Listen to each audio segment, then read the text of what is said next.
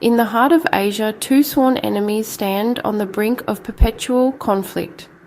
Two states with formidable armies, ballistic missiles, and nuclear weapons that could become the harbinger of global destruction. The conflict between India and Pakistan is not just a border dispute, but a battle for survival between two nuclear states. For each, Kashmir is its beating heart, without which governance is impossible. So, who is truly more powerful? India, a behemoth of a nation, or Pakistan, an emerging force? Come, let us take you on a journey of statistics, strategy, and nuclear might, so you can decide for yourself who would win if these two countries were to go to war. According to the Global Military Strength Rankings, in 2025, India ranks 4th in the world, while Pakistan ranks 16th. India is a military force to be reckoned with, while Pakistan is a tough adversary, second to none on the battlefield. In land warfare, India has approximately 14,55,000 active duty soldiers, while Pakistan has 6,54,000 soldiers. This numerical superiority is clear, but numbers alone do not decide wars. In the realm of iron and fire, India has 3,000 tanks and 151 other armoured vehicles, while Pakistan has 1,839 tanks. In the skies, India has the upper hand with 385 fighter planes, compared to Pakistan's 230 fighter planes.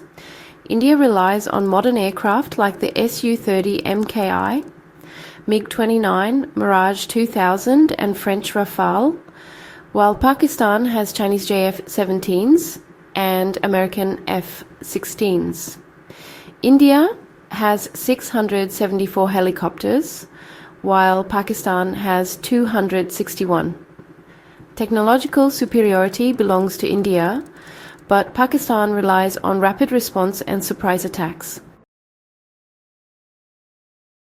In the deep seas, India has the advantage with 2 aircraft carriers, 18 submarines, including nuclear submarines, and over 150 naval vessels.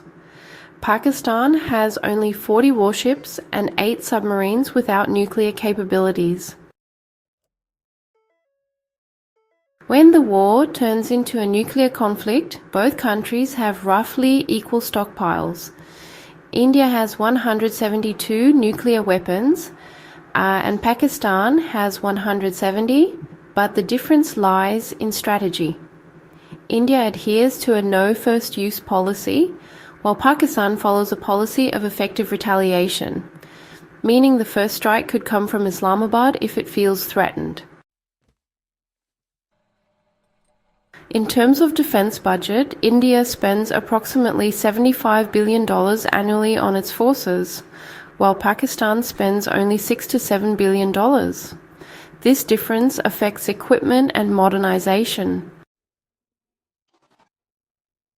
India has one of the world's most powerful air defense systems, the S-400 Russian defense system, and is also working on stealth and 5th-generation aircraft projects.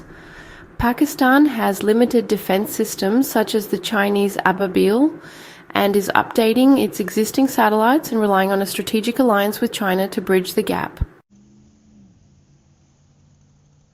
When the British Parliament passed the Indian Independence Act on July 5, 1947, ending British rule in the subcontinent, the decision to partition India was made a month later.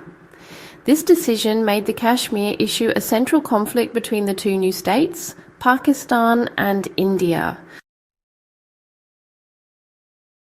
According to the plan, Muslim-majority states were to join Pakistan, but the Hindu ruler of Kashmir decided to accede to India, even though the majority of the population was Muslim.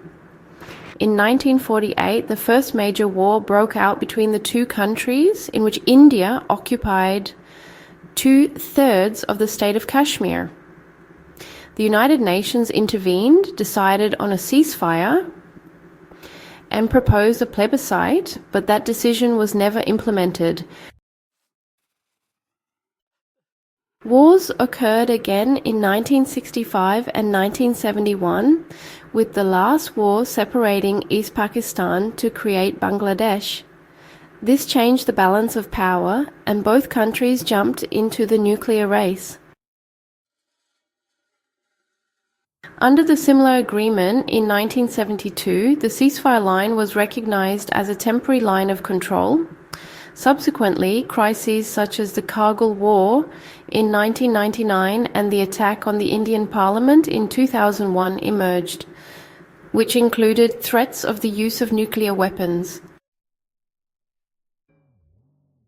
For India, Kashmir is a strategic natural barrier that protects it from Pakistan and China. It fears that if Kashmir becomes independent, other separatist movements in India will gain momentum. For Pakistan, Kashmir is like a jugular vein, both geographically and in terms of water, because it is from here that the rivers on which Pakistan's agriculture depends originate. Therefore, India's control over Kashmir is considered a direct threat to Pakistan. In the balance of military power, India has a clear advantage in all sectors, land, air and sea. But nuclear weapons keep this balance dangerously equal. Any spark can ignite a fire that could turn everything to ashes. Pakistan is the only Muslim power that is included in the world's top 10 special forces. Pakistani commandos, the Black Berets, are the only Islamic force capable of competing with the world's powerful forces. This is the force that has defeated behemoths like the United States and the Soviet Union, and it possesses more military equipment than Germany, Australia, and Canada. Pakistan is included in the world's top 10 special forces, the SSG commandos. Russian President Vladimir Putin said if we had Pakistani soldiers and Russian weapons, we could conquer the world because they are extremely brave. The Pakistani army is the 11th most powerful army in the world, and according to Global Firepower, it ranks 17th in terms of combat capability. Pakistani soldiers possess extraordinary skills, and Pakistani Air Force pilots are considered the best fighter pilots in the world. The SSG Special Service Group, known as the Black Berets, is named after the migratory birds, the black berets, that come to Pakistan in the winter. This force was established in 1956, and its initial training phase was taken from the American Special Forces, so its system is based on American and British patterns.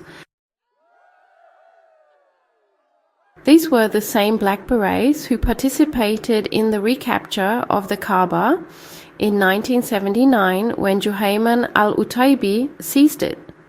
In addition, they have been involved in covert operations in Bosnia and Somalia. SSG training is considered the toughest and most dangerous training in the world. It includes walking 36 miles in 12 hours and running 5 miles in 50 minutes with full combat gear. All this makes Pakistani forces an invincible force. Anyone who thinks of getting close to Pakistan digs their own grave. So, do you know why Pakistan is standing firm in this sea of fire? Because in addition to all these things, Pakistan is also preparing for another great event, the event prophesied by the Messenger of Allah, peace and blessings be upon him, 1400 years ago, Ghazwa-e-Hind, Kind, also it's sa ejito gi et a Chitari, that is the destiny of this land.